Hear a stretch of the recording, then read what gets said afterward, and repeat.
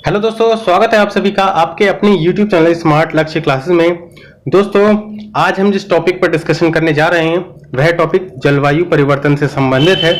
जलवायु परिवर्तन दोस्तों क्यों हो रहा है, किस कारण से हो रहा है, उसी के बारे में आज हम डिस्कशन करेंगे और उससे संबंधित क्या क्या प्रोटोकॉल निर्धारित किए गए हैं, क्या क्या संधियां हुई हैं, उन सभी पर आज हम डिस्कशन करेंगे। तो उसमें से जो सबसे इम्पोर्टेंट टॉपिक है, पहले आज हम उन पर डिस्कशन करेंगे, उसके बाद में डिफरेंट वीडियोस में अलग अलग सम्मेलन पर आज हम चर्चा करेंगे। तो जैसा कि आप सभी जानते हैं कि आज के इस वैश्विक दौर में, ग्लोबल टाइम में, जलवायु परिवर्तन एक अत्यधिक ज्वलंत मुद्दा है। इसी के दुष्परिणामों से निपटने के लिए वर्ष 1972 में आयोजित एक स्टॉकहोम सम्मेलन के दौरान पेरिस जलवायु सम्मेलन तक यह काफी सक्रिय प्रयास किए जा रहे थे। उसी के क्रम में काफी सम्मेलन बनाए गए। उन सम्मेलनों में कौन कौन से सम्मेलन इंपॉर्टेंट हैं उन सभी पर चर्चा करेंगे। लेकिन आज हम मेन जो जानेंगे वह मेजर है आज हमारा क्योटो प्रोटोकॉल। तो क्योटो प्रोटोकॉल क्या होता है और कैसे हुआ, कैसे बना, इसके क्या प्रभाव पड़े, उसका सारांश क्या है, आज हम इस पर चर्चा करेंगे। तो दोस्तों, इस वीडियो को आप अंत तक जरूर देखें और यदि आप हमारे चैनल पर नए हैं तो हमारे चैनल को अभी सब्सक्राइब कर लीजिए, लाइक करें, शेयर करें और बेल आइकन वाली घंटी भी जरूर दबाएं ताकि सभी नोटिफिकेशन आप तक तुरंत पहुंच जाएं। तो चलिए वीडियो को फटाफट से शुरू करते हैं।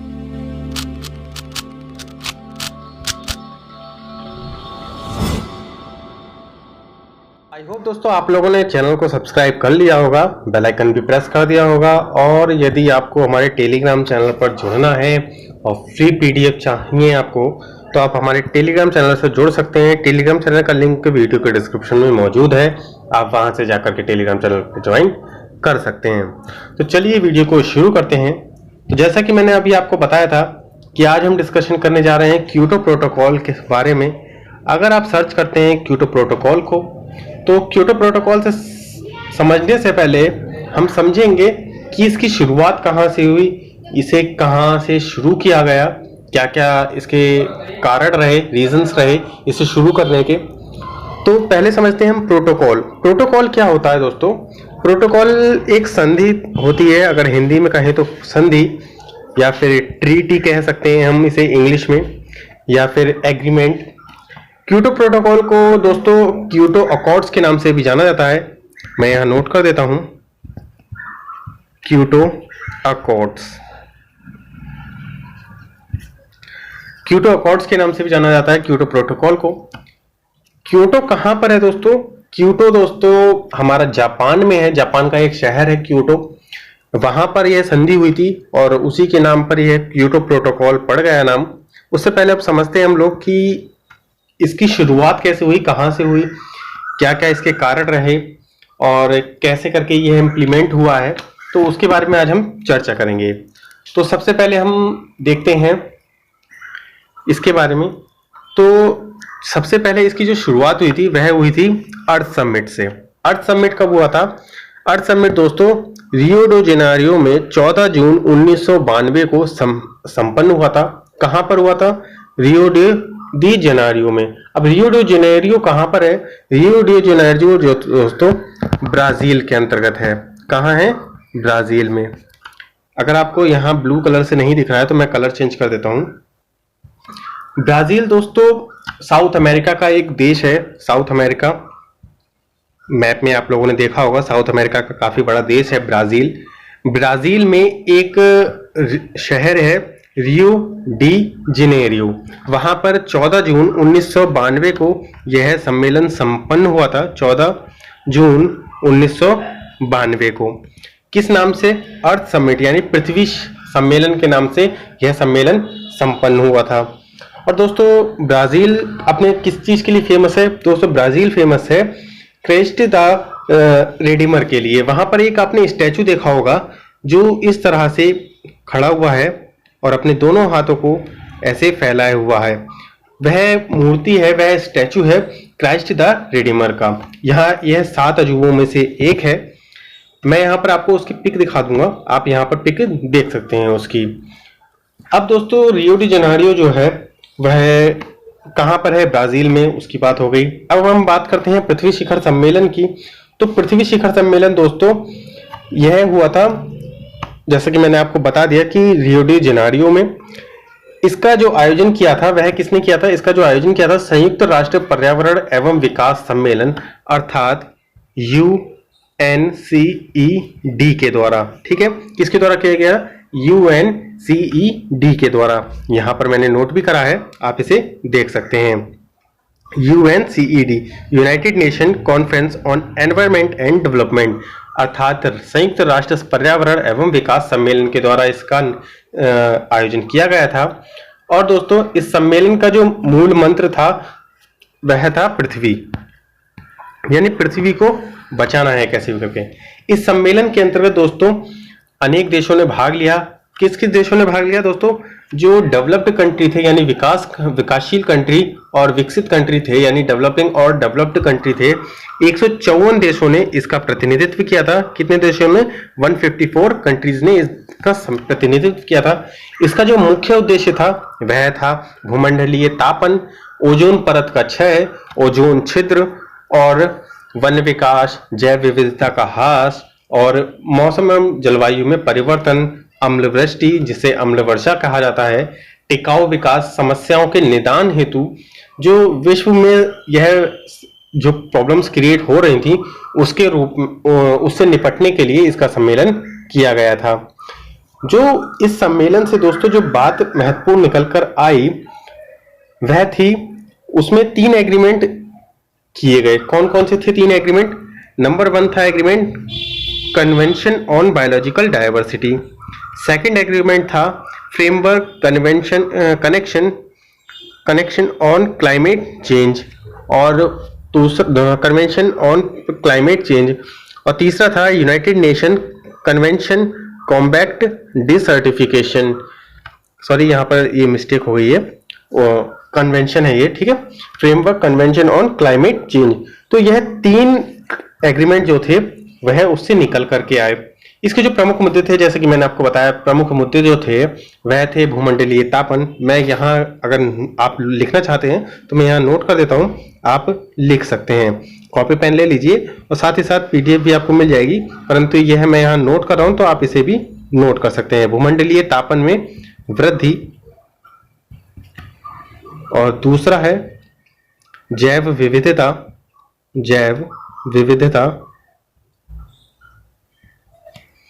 थर्ड है वन संरक्षण। फोर्थ की बात करें हम तो फोर्थ है हमारा एजेंडा 21, यहाँ इंग्लिश में लिख देता हूं मैं, एजेंडा 21। और फिफ्थ था रियो घोषणा पत्र। ठीक है, क्या था? रियो घोषणा पत्र। तो यह 5 प्रमुख मुद्दे थे जो इस सम्मेलन के अंतर्गत उत्पन्न हुए थे, जिन पे डिस्कशन होना था और जिनके बारे में चर्चा की गई थी। तो लेकिन जो सबसे ज्यादा इंपॉर्टेंट था वो क्या था? Framework convention on climate change, UNFCCC।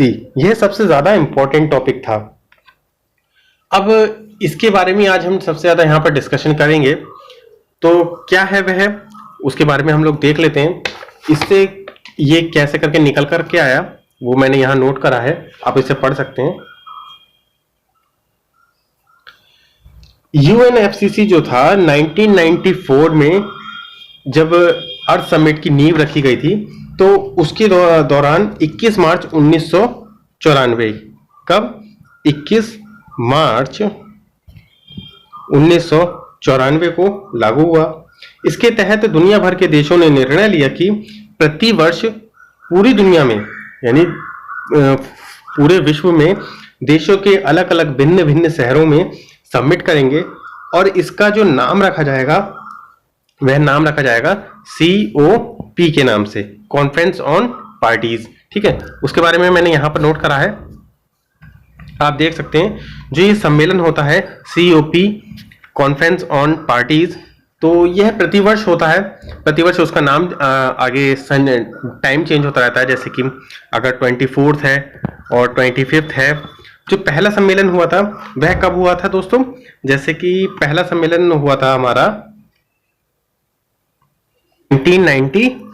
1905 में। कहां पर हुआ था यह हुआ था बर्लिन में। ठीक है, दूसरा सम्मेलन यानी कि COP1 और COP2 जो हुआ था वह कहां पर हुआ था? जिनेवा स्विट्जरलैंड में। कब? 1996, जिनेवा स्विट्जरलैंड में, जिनेवा स्विट्जरलैंड। लेकिन COP थर्ड जो था वह कहां हुआ था? क्योटो में। और कब हुआ था? 1997 यानी कि 1997 में यह क्योटो के जापान शहर में आयोजित हुआ था। अगर इसे हटा दें हम तो COP थर्ड जो था वह हुआ था क्योटो जापान में। यही सबसे ज्यादा इंपॉर्टेंट है हमारा कि COP थर्ड जो था जापान क्योटो के जापान के क्योटो शहर में हुआ था। इसी के बारे में हम चर्चा करेंगे और क्या था वह, उसके बारे में क्यों हुई सम्मेलन हुआ था। तो क्लाइमेट जो चेंज हो रहे थे उसको लेकर के काफी चिंताएं हो रही थी, उसी को लेकर के यह क्योटो प्रोटोकॉल जो है सम्मेलन आयोजित किया गया था। जैसे कि मैंने बताया कि उस वक्त काफी लोग चिंतित तो थे परंतु इतने गंभीर नहीं होते थे। तो कोई भी देश हुआ तो उसके लिए यह सम्मेलन आयोजित किया गया था। तो यहां देख लेते हैं हम। जैसे कि मैंने आपको बताया कि क्लाइमेट इमरजेंसी थी, क्लाइमेट इमरजेंसी के लिए ही यह सम्मेलन आयोजित किया गया था। क्लाइमेट चेंज पर काफी बहस भी चली थी। उसके बाद में यह सम्मेलन जो है वह आयोजित किया गया कब? 11 दिसंबर 1997 को। और किसके द्वारा? UNFCCC, United nation framework convention on climate change के तीसरे सम्मेलन में क्योटो प्रोटोकॉल को स्वीकार किया गया था। ठीक है, और यह एक बाध्यकारी समझौता भी था। अब इस समझौते की बात करें हम तो इस समझौते में किन किन गैसों पर चर्चा होनी थी, क्या क्या था प्रॉब्लम्स और कौन कौन सी गैसें थी। तो इस सम्मेलन में दोस्तों 37 देशों ने, विकसित देशों ने सामूहिक रूप से भाग लिया। ठीक है, ग्रीन हाउस गैसों को कम करने के लिए। अब वह कौन कौन सी गैसें थीं? वह गैसें थीं CO2, CH4, NO2, HFC और आपका ये H2O नहीं है, यहां पर CFC के अलावा है दोस्तों आपकी PFC और सल्फर हेक्सा फ्लोराइड यानी SF6। ठीक है, SF6। यहां पर है आपका PFCS और SF6। तो मैं यहां नाम कर देता हूं, नाम लिख देता हूं। ये है कार्बन डाइऑक्साइड, आपको सभी को पता होगा। NO2 अगर नहीं पता है तो मैं आपको बता दूं, यह है नाइट्रस ऑक्साइड।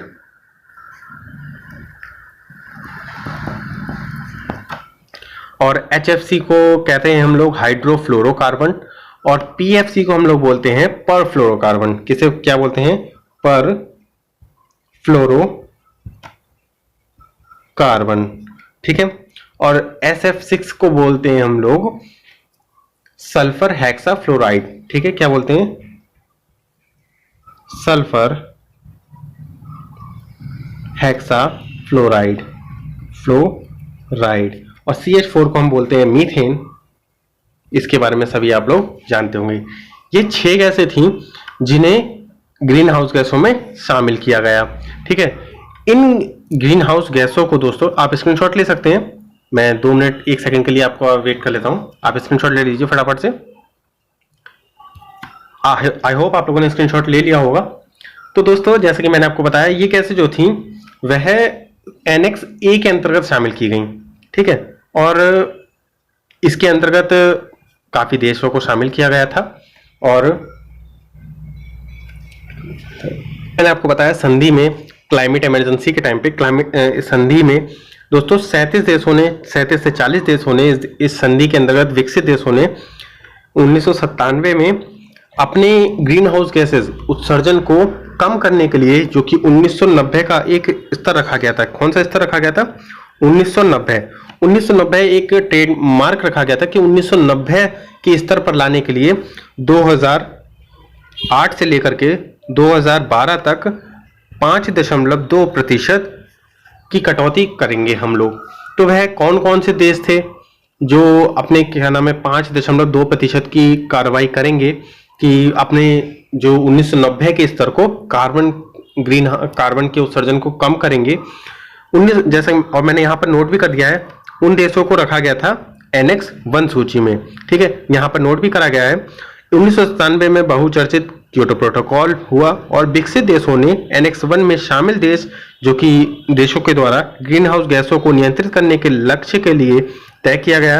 और क्योटो प्रोटोकॉल के तहत 40 औद्योगिक देशों ने, जिसमें कि यूएस और यूके जैसे कि हैं, को अलग सूची में रखा गया, जो कि जिसे हम एनेक्स 1 सूची कहते हैं। कौन सी सूची बोलते हैं? एनेक्स 1 सूची हम लोग बोलते हैं।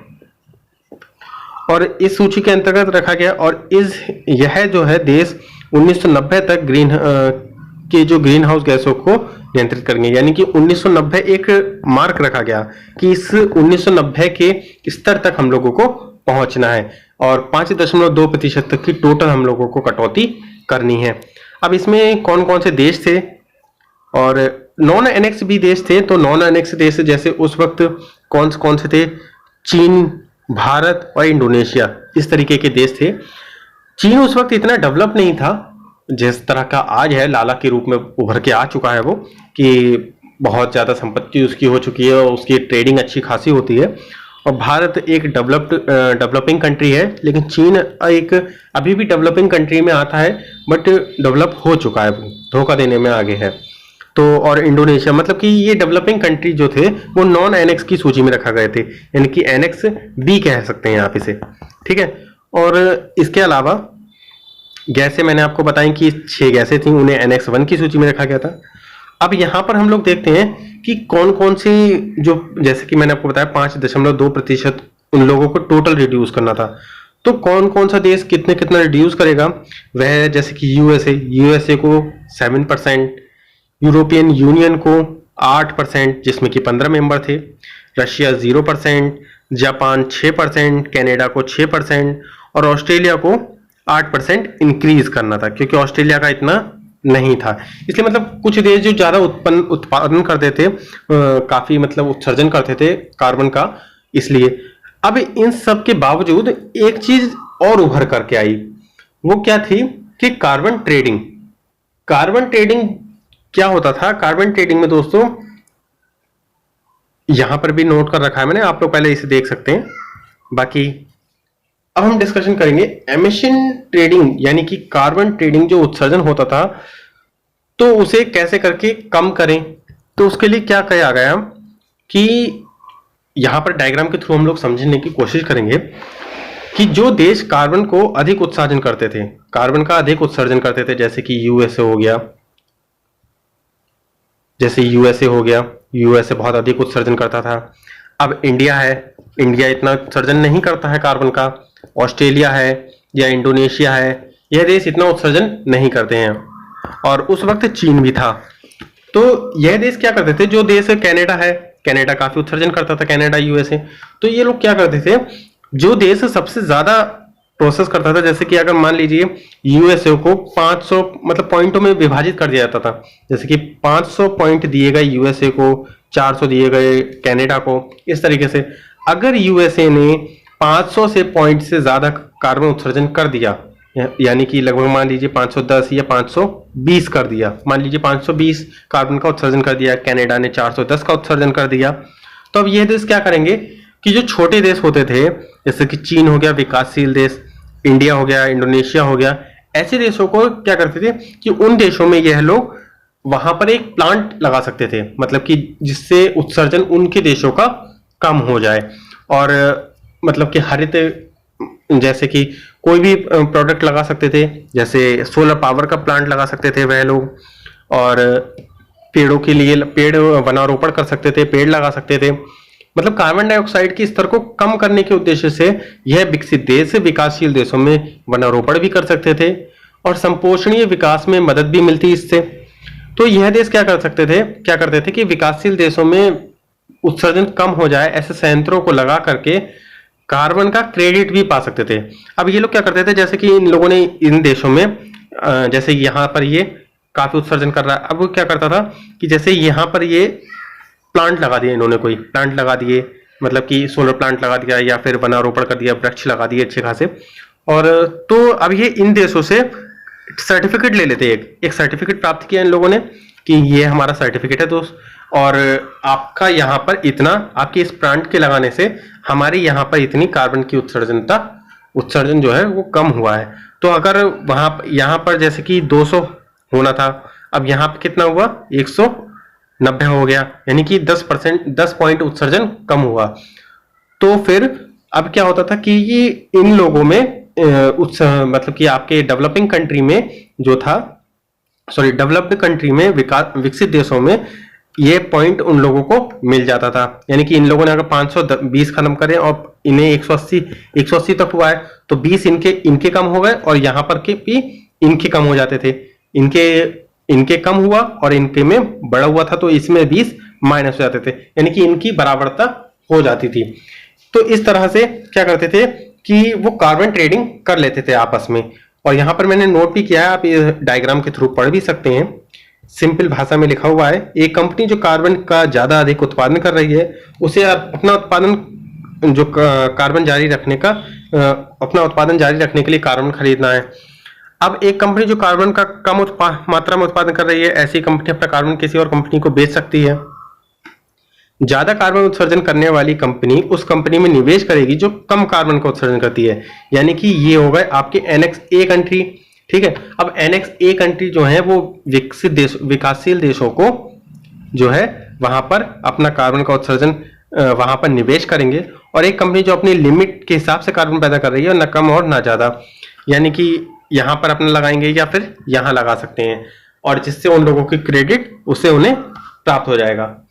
अब इस चीज से एक और चीज निकल के आई, वह क्या निकल कर आई कि ये तो हो गया आपका, इसे CDM भी हम इसे बोलते थे दोस्तों, कार्बन ट्रेडिंग। ठीक है, अब अपनी इन जद्दोजहद के तहत जो क्योटो प्रोटोकॉल था संपन्न तो कब हुआ था, 1997 को, परंतु ये लागू कब हुआ, लागू हुआ दोस्तों, जैसे मैंने यहाँ पर ये भी शो कर रखा है, आप देख सकते हैं इसे।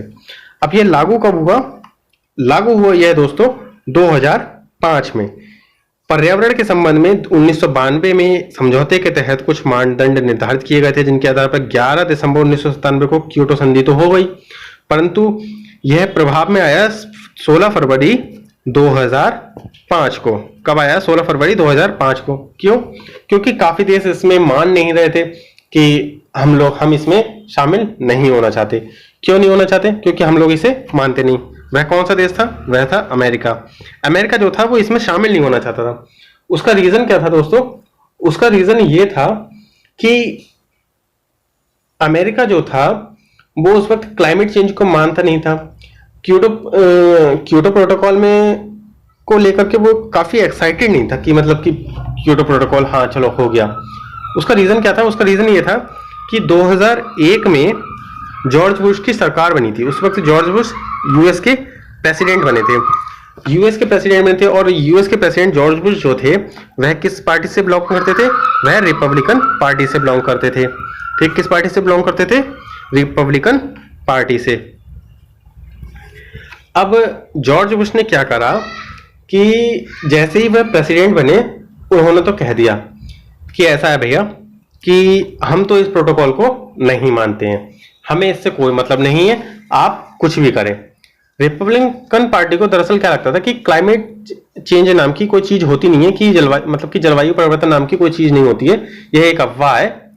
अब ऐसा था कि जॉर्ज बुश और अमेरिका, मतलब कि जॉर्ज बुश को हम अमेरिका से ही कंपेयर कह सकते हैं कि ये जो थे वो ये मानने लगे थे कि अगर भाई मैं इस चीज को मान लूंगा तो फिर और देश तो प्रगति करने लगेंगे, मतलब कि जैसे हम डेवलप्ड कंट्री हैं तो और देश डेवलपिंग से डेवलप्ड होने लगेंगे।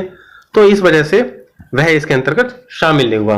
उन्होंने कुर्सी संभालते ही इसे तो मना कर दिया कि हम भैया इसे क्योटो प्रोटोकॉल को नहीं मानते, आप कुछ भी कर लीजिए। यह सुनकर के क्योटो प्रोटोकॉल को तो लगा एक झटका।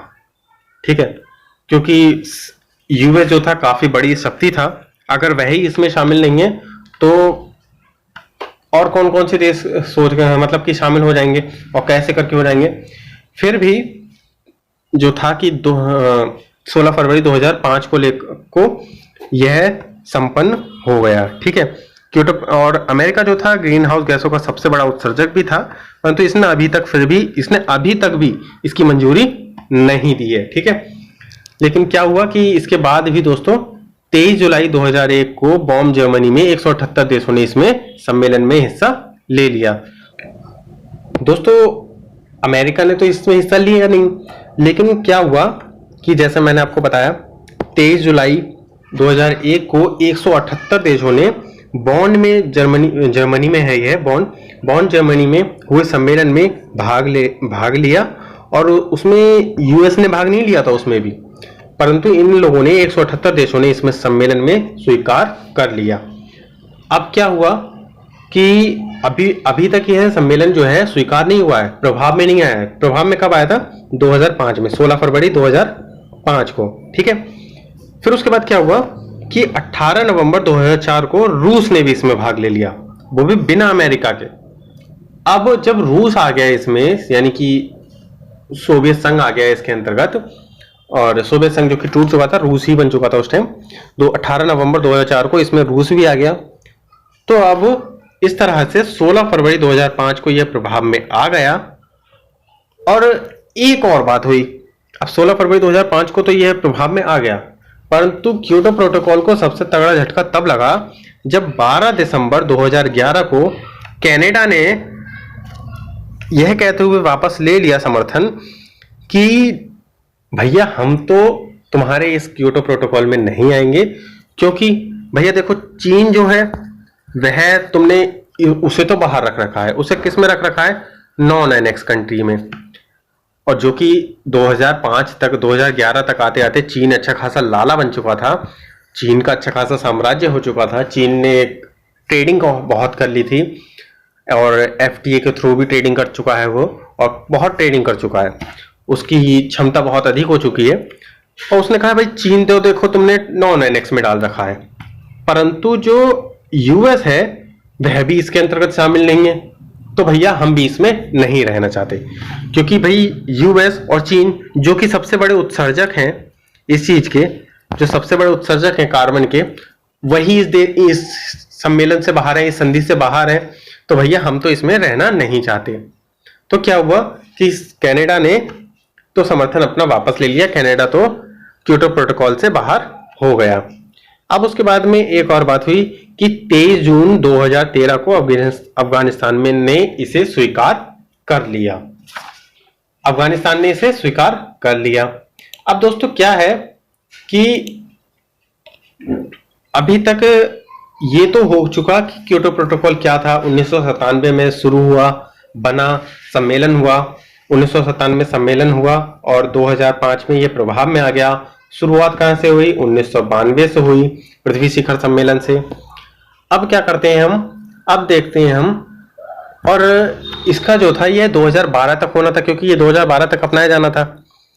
इसके बेसिक कॉन्सेप्ट जो है वो मैंने यहाँ नोट कर दिए हैं, आप इन्हें पढ़ सकते हैं और बिल्कुल ध्यान से, आराम से। जैसे कि मैंने आपको बताया 5.2 का रिडक्शन रखा गया था जीएचजी गैसों को, इमिशन को, और ये छोटे छोटे पॉइंट्स हैं, आप इन्हें नोट कर सकते हैं। इसके ओवरऑल जो है वो मैंने यहाँ पर बनाने की कोशिश की है आपको समझाने की, अगर आप इससे समझ सकें कि क्या है ये क्योटो प्रोटोकॉल। जैसे कि एटमॉस्फेयर में जो गैसेस होती हैं, कौन कौन सी, नाइट्रस ऑक्साइड या ग्रीन हाउस गैसेस, ऐसा कह लीजिए, ग्रीन हाउस गैसेस, मीथेन, इन सब के उत्सर्जन को कम करने के लिए क्योटो प्रोटोकॉल बनाया गया था। औद्योगिक एग्रीमेंट हुआ, क्लाइमेट चेंज की वजह से, ग्लोबल वार्मिंग की वजह से, इकोलॉजिकल टीटी यानी कि ये संधि है एक। तो इस तरह से ये समझाने का मैंने प्रयत्न किया। यहाँ पर एक छोटा सा ब्रीफ में दे देता हूँ आपको, दे दिया मैंने आपको। बाकी एक और बात कि 2012 में इसको जो प्रतिबद्धता अवधि जो थी वो समाप्त होनी थी, उसे इसे बढ़ा करके 2020 कर दिया गया। ठीक, क्या कर दिया गया? 2020 कर दिया गया है। और इसके अंतर्गत दोस्तों जलवायु परिवर्तन के मुद्दों को अंतर्राष्ट्रीय स्तर पर ध्यान आकर्षित करने के लिए भारत की भी गंभीर भूमिका रही है।